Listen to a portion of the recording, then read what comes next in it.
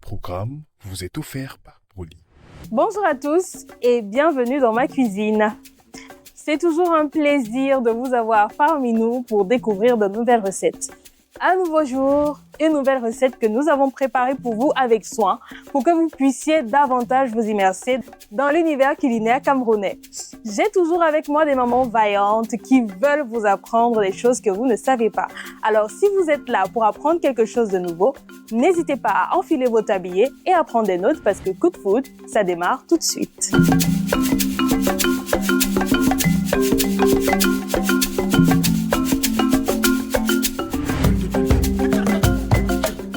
Pour pouvoir cuisiner des mets d'ici et d'ailleurs, quoi de mieux que l'intégration? Alors, notre émission vise non seulement à vous faire savoir les mets de chez vous, mais aussi les mets d'autres ethnies. C'est pourquoi nos mamans sont là, disposées et disponibles pour vous apprendre de nouvelles choses. Peut-être vous savez faire les repas de chez vous, mais vous n'avez pas toujours la technique ou les petites astuces de grand-mère. C'est la raison pour laquelle nous sommes là pour vous aider. Et puisque nous sommes disposés à vous aider, on a des mamans qui sont là. Aujourd'hui d'ailleurs, on a une maman très spéciale qui non seulement aime la cuisine, mais fait aussi dans la restauration. Elle va nous conduire au cœur d'un repas plutôt apprécié. On l'aime beaucoup plus les dimanches. Mais si vous savez de quoi je parle, elle viendra vous donner plus amples d'informations.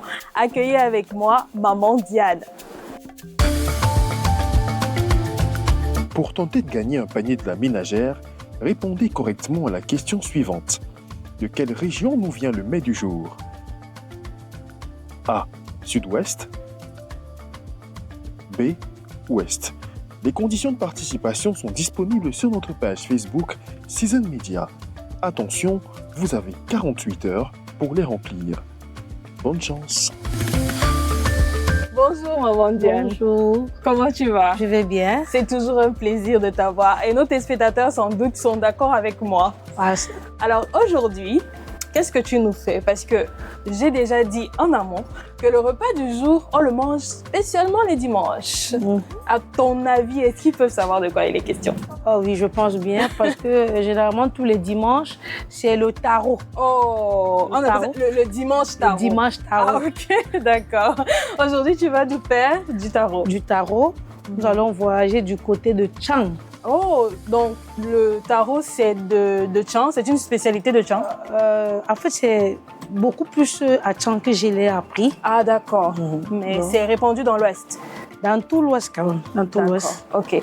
Aujourd'hui, Maman Diane, chers téléspectateurs, va vous montrer comment faire le taro à la façon des Tchang, traditionnellement. Alors, si vous ne savez pas faire le taro, mais que vous affectionnez beaucoup le repas, c'est une occasion en or de découvrir avec Maman Diane les tenants et les aboutissants de ce repas. On ne va pas en dire plus et on va passer tout de suite à la présentation des ingrédients.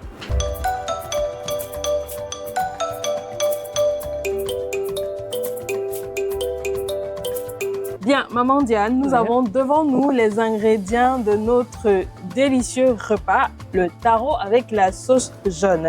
Alors, ça, c'est une panoplie d'arsenal pour faire ce repas. Je vais te laisser nous présenter étape par étape de quoi il est question. Oui, premièrement, nous avons l'élément phare qui est le taro. D'accord. Oui. Ici, nous avons l'huile rouge, comme vous l'avez constaté. Nous avons les aubergines. Malheureusement, je n'ai pas pu avoir celles qui sont vertes. Donc, j'ai pris les rouges, mais néanmoins, elles sont aussi importantes. Pourquoi, un instant, pourquoi tu fais la précision? Les aubergines ne sont pas les mêmes, on les met pas Si. Bon, moi, de préférence, j'aime ce qui est encore vert parce que je me dis que c'est encore bien frais. Ah, quand c'est comme ça, c'est plus frais? Non, c'est plus frais. Pourquoi? Parce que c'est à Milan et il y a le soleil, l'exposition du soleil au marché, c'est ça qui a rendu ça rouge. Mais il y a aussi des aubergines rouges. Ok. Mais moi, de préférence, je préfère les vertes. Et quel est le rôle de l'aubergine quand vous l'ajoutez dans le taro? Oui, il permet à épaissir la sauce. Il joue aussi le rôle d'épaissir la sauce en même temps. Ah, d'accord. Donc, on ajoute l'aubergine dans la sauce? Dans la sauce. Dans la sauce jaune. Pour qu'elle soit épaisse. D'accord, oui. On continue. Nous avons du piment. Le piment, ça dépend. Ça peut être le jaune, ça peut être le rouge. Moi, de préférence, j'aime mettre le jaune. Pourquoi? Parce que lorsque je dresse une assiette de taro, le rouge, on voit toutes les couleurs. Tu vas voir du rouge, du jaune et du vert qui sont les légumes. C'est un peu ça. Et là, on a les oignons. Les oignons et l'ail, c'est pour faire le sauté des légumes. Ok, nos légumes qu'on va sauter là. Ah d'accord, tu comprends mieux parce que je comprenais pas le rôle des légumes. Mais merci parce que tu l'as expliqué. Oui. Là, on a la viande et la peau. Oui. Ok. Je vois d'autres personnes mettre souvent la serviette, les tripes et tout ça. Oui, chacun peut faire, dans le tarot, tu peux mettre tout. D'autres même le poulet. Oui, on met tout, même le poisson. Tu peux faire frire, je prends l'exemple comme le maquereau. Tu peux le faire frire, tu le mets à côté. Ça dépend de toi. D'accord. Ici, on a quelques condiments. Oui, ici, ce sont des épices. Ah, d'accord. Donc, ici, c'est le sel gemme. Oui. L'élément phare même du tarot. C'est avec ça qu'on fait la sauce Oui, c'est qui ne passe pas au feu. C'est ça? Le sel gemme, par contre, non, il ne passe pas au feu. Mais le sel gemme, lui, je vais de manière traditionnelle, je vais d'abord le faire passer au feu. Ah, donc, lui, pour le il passe parfum, au feu. oui, pour son parfum. Ok, d'accord. Ensuite, nous avons ici le poivre noir, le poivre blanc. Ça, c'est le tarot, le condiment du tarot exactement. Donc, déjà assemblé. Oui. Et nous avons ici le sel Adinamoto, donc ça peut arriver, mais n'importe quel sel pouvait utiliser. Un sel classique, ça peut. Et le sel Adinamoto. Oui, donc c'est aussi un élément qui part dans le tarot. Okay. Donc, vous ne pouvez ne pas avoir ceci pour avoir un sel ordinaire, ça dépend de vous. D'accord. Moi, j'ai une question parce que quand j'ai vu le tarot, est-ce qu'il y a un type de tarot phare qu'on doit acheter quand on veut préparer ce repas? Est-ce qu'on peut prendre n'importe quel tarot? Déjà, quelles sont les sortes de tarots qu'on peut retrouver dans le marché? Non, le problème, c'est que vu que nous sommes en train de disparaître, parce que présentement, il n'y a plus de tarot. Les gens sont en train de le cultiver. Donc, il y a des petits tarots généralement, au village, même on dit ça pousse au niveau des rivières. D'accord. Oui, c'est le tarot qu'on utilise. Ok. Oui. Mais on utilise aussi sa mère, donc celle qui donne des petits-enfants là. Okay, c'est ça que j'ai pris. D'accord. Du coup, vous avez pris les petits-enfants, c'est ça? J'ai pris les petits-enfants, mais ça passe aussi. D'accord. Ça, c'est super.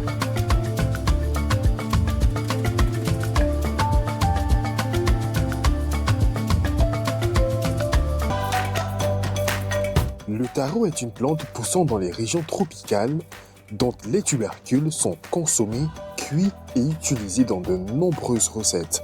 Le taro est riche en nutriments, notamment en amidon, protéines, lipides et vitamines. Il facilite la digestion. Grâce à sa forte teneur en fibres, le taro aide à réguler le transit intestinal et à prévenir la constipation. Riche en vitamines, il contient de la vitamine C qui renforce le système immunitaire et aide à l'absorption du fer, contribuant ainsi à prévenir l'anémie. Avec un faible indice glycémique, le taro fournit une source d'énergie stable, ce qui en fait un aliment prisé par les sportifs. Bon, quand on va terminer de faire notre petite présentation des ingrédients, par quoi est-ce qu'on va commencer? Je propose qu'on commence par nettoyer le taro. D'accord. Et après, on met la viande parce qu'elle met un peu, ce sont deux choses qui mettent un peu long au feu. Ok, donc on va commencer avec le taro et ensuite la viande. La viande, oui. Ok. D'accord, chers téléspectateurs, on passe tout de suite à la cuisson. On commence par nettoyer les taros. Puis on les met dans une marmite. On y ajoute une bonne quantité d'eau avant de laisser cuire pendant environ 1 heure. Sur un second foyer, on met de l'eau à bouillir pour la cuisson des légumes. Dans le même temps, les légumes sont nettoyés puis finement hachés. La viande, quant à elle, est lavée, découpée puis réservée. Concernant la peau de bœuf, elle est soigneusement nettoyée avant d'être laissée dans de l'eau. Après environ 15 minutes d'ébullition, on ajoute un petit morceau de sel gemme. Une fois le sel gemme fondu, on rince les légumes, puis on les met dans la marmite. Ils cuisent à découvert pendant près de 30 minutes. Pour tenter de gagner un panier de la ménagère, répondez correctement à la question suivante. De quelle région nous vient le mets du jour? A. Sud-Ouest. B. Ouest.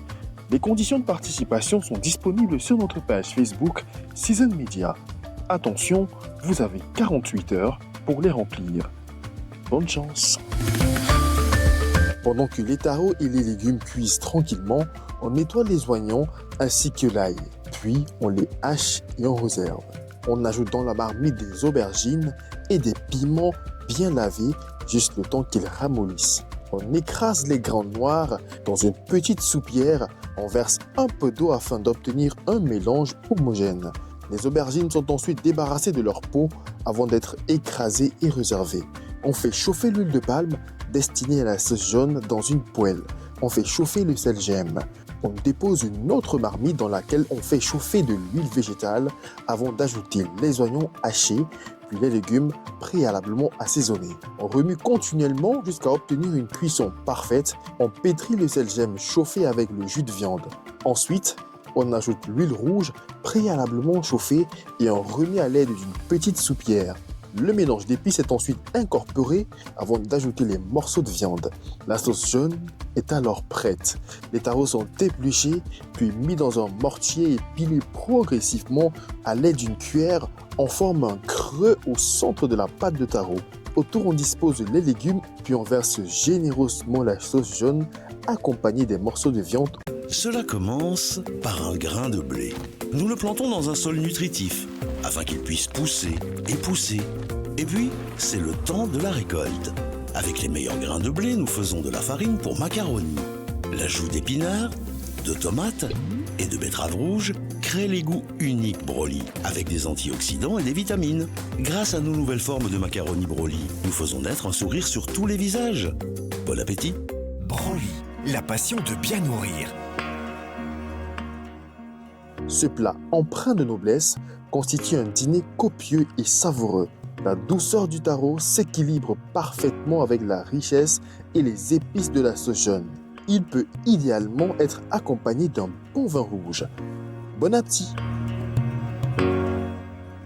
Bien, chers téléspectateurs, nous sommes arrivés au terme de notre émission et comme je le dis souvent, à ma partie préférée. Notre taro est dressé, on a notre petit puits où il y a la sauce, on a notre muraille de taro et de petits légumes pour accompagner. Donc, avant qu'on ne se sépare, maman Diane, est-ce que tu as une petite astuce que tu aimerais donner à nos téléspectateurs qui aimeraient réussir à faire le taro aussi bien dans le plat comme on le voit là? Parce que d'autres mettent dans les feuilles. Maintenant, c'est assez complexe de réussir le rond aussi bien fait. Il suffit juste de bien centrer le taro au milieu de l'assiette. Lorsque vous le centrez bien, vous utilisez une petite cuillère. Comme vous avez le conseil quand j'ai vous le tournez le sens inverse, dans ce sens-ci et dans l'autre sens, pour qu'il prenne bien le milieu du plat. Ah donc, on tourne comme ça et comme ça en même temps? Oui, en même temps. D'accord. Et maintenant, on prend la petite cuillère. Lorsqu'on a bien centré le taro au milieu du plat, on prend la petite cuillère, on ouvre. On trouve une porte, on ouvre et au fur et à mesure, on ne fait qu'agrandir le trou. Ah d'accord, en ouvrant, c'est avec toujours la cuillère, en faisant un trou un peu plus gros. Oui. D'accord. Alors là, on a un taro royal. Oui. Alors, parce qu'il y a des légumes, il y a de la viande et il y a le pot. Il y a un peu de tout. Ah d'accord. Donc le taro, en temps normal, un taro simple, c'est juste comme ça avec la viande. Oui, simple. Non, il n'y a pas de légumes. Mais là, quand tu mets les légumes, il devient royal. Ah, quand tu mets les légumes. Ok, d'accord. Est-ce que... C'est une question toute bête, mais est-ce qu'on met le bifaga? Oui, on met. Ah, on met aussi le bifaga? Oui, on met. Ah, d'accord. Ok. Ça, c'est une très bonne astuce que je veux peut-être essayer chez moi. Alors, chers téléspectateurs, assez parlé, on va passer à la dégustation de ce plat. Donc, j'ai ici mes 2 doigts. Avec lesquels je vais prendre mon taro, comme ça. Oh, je les insère dans mon puits.